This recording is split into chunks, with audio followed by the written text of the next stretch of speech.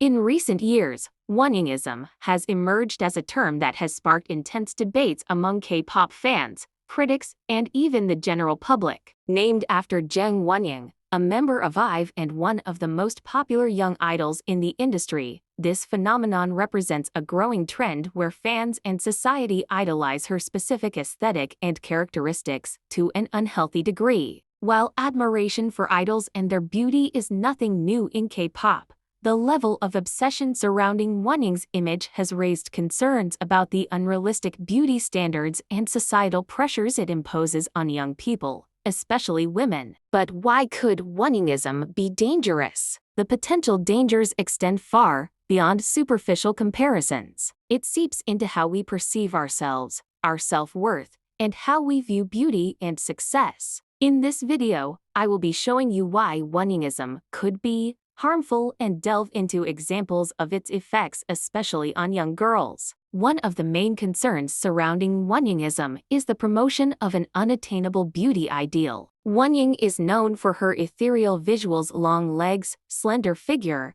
and delicate facial features. These attributes have led to a surge in comparisons and the expectation for women, particularly young girls, to emulate her look. While admiring her beauty is not inherently problematic, the danger lies in how this admiration transforms into a rigid beauty standard. Young fans may begin to internalize that they need to look like Wonyoung to be considered beautiful or desirable. There have been numerous cases where fans, inspired by Wonyoung's physique, shared their extreme dieting plans online, cutting down to dangerously low calorie counts and restricting themselves from essential nutrients. This trend has unfortunately led to a rise in eating disorders among impressionable young fans who believe that skinniness equates to beauty and success. Several anonymous posts on social media platforms like Twitter, Reddit, and Korean forums such as Pan have revealed the extent of these diet challenges. Users discuss undergoing extreme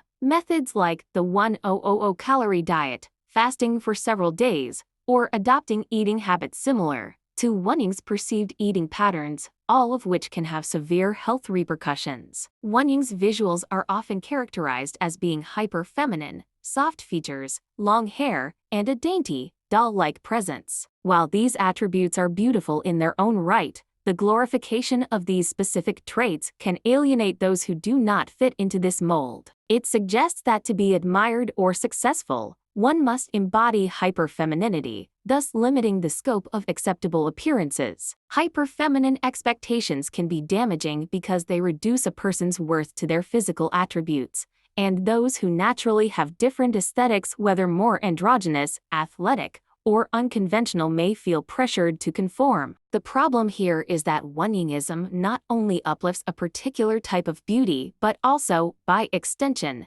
diminishes the value of other types. The impact of Wonyoungism doesn't just affect fans, it also places an immense amount of pressure on idols themselves. Being constantly compared to Wonyoung can create toxic environments where idols feel they must change or enhance their appearance to keep up. This is particularly troubling because the comparison is often based on superficial qualities like height, weight, and body proportions, rather than talent or charisma. This comparison not only diminishes the efforts and talents of other idols, but also creates a hostile atmosphere where diversity in appearance is not celebrated. As a result, idols may feel pressured to undergo drastic transformations, whether through weight loss, excessive makeup, or even plastic surgery, just to meet the impossible standards set by fans who are obsessed with Wonyoungism. The psychological toll of constantly trying to live up to an unattainable ideal cannot be overstated. For fans, the constant pressure to look or act a certain way can lead to anxiety, depression, and a perpetual state of dissatisfaction with their own bodies. They begin to see themselves as lesser if they don't resemble Wonyoung, even in aspects that are entirely beyond their control, like height or bone structure. For Wonyoung herself, the relentless scrutiny and expectations can be equally damaging. Every public appearance, performance, or social media post is analyzed under a microscope. Any deviation from the expected image, whether it's a slight weight fluctuation or a different hairstyle, is immediately called out, criticized, or dissected. In early 2023, Wonying was criticized for looking too skinny, with fans expressing concern over her health and well-being. Yet, these same critics also praised her for her model-like proportions just months prior. This type of contradictory scrutiny is indicative of the double-edged sword that idols like Wonying face, praised for embodying the ideal, but criticized the moment there's a perceived imperfection.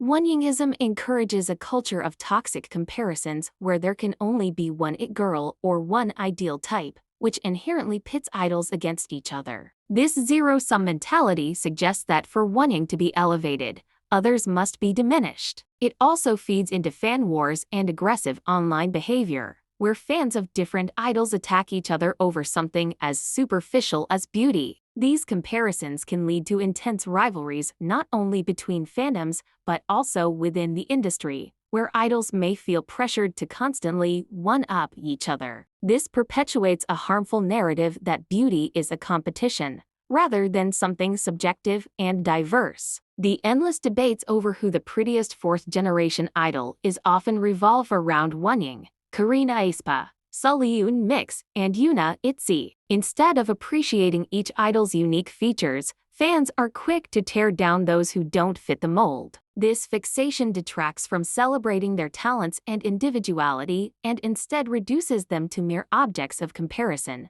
perpetuating a toxic cycle that impacts not only the idols but the fans as well. Wonyungism is not just an admiration of a particular idol's beauty, it's a reflection of a larger societal issue where we set unrealistic standards for beauty and success, placing immense pressure on both fans and idols to conform. While it's natural to have preferences and appreciate beauty, the danger arises when these preferences evolve into a rigid standard that everyone must aspire to, regardless of their individuality. The idolization of Wonying's aesthetic has ripple effects that can damage self-esteem, create toxic environments within fandoms, and push idols into unhealthy practices to maintain an impossible standard. It's time for fans, agencies, and the industry as a whole to recognize the diversity of beauty and talent in K-pop and move away from the idea that there is only one ideal to strive for. To all the young girls out there, remember that beauty isn't defined by one person or one image. The world often shows us standards that seem impossible to reach, like what we see with Wonyungism.